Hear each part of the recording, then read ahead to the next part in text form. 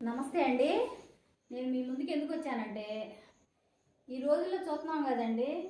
మొన్న ఉదాహరణకి డాక్టర్మ గారు ఉంది, ఆమెను చంపేశారు.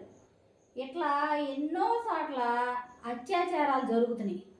కానీ దీన్ని అరికట్టేవాడు ఎవరూ లేరు. చిన్న పిల్ల మీద, 3 నెలల పిల్ల మీద పెద్ద లేదు, చిన్న లేదు. డాక్టర్ గారు ఆమె ఏం చేసిందండి, అందరినీ కాపాడుతుంది కదా, కానీ ఆమె మీద కూడా హత్య నేరం చేశారు. అవి మొత్తం ఆమె నాగం చేసి కనీసం బ్రతకడానికి కూడా అవకాశం లేకుండా ఆమెను ఇచ్చేసేసారు.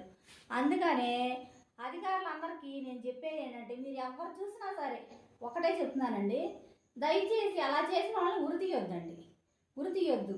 ఏంటి అమ్మాయి ఎలా చెప్తుందని మీరు అనుకోవచ్చు, కానీ నేను చెప్పే దాంట్లో ఒక అర్థం ఉందండి. అది లింగం అంట చూసారా, అక్కడ వరకు కోసేసేయండి.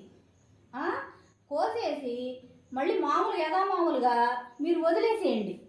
అప్పుడు జనంలో తిరుగుతాడు, అటు పెళ్ళానికి పనికిరాడు, ఇటు సమాజానికి మొహం చూపించలేక వాడు పడే నరక యాతన ఉంటుంది చూసారా, అది ఆ చచ్చిపోయిన వాళ్ళకి ఆత్మశాంతి చేకూరుతుంది.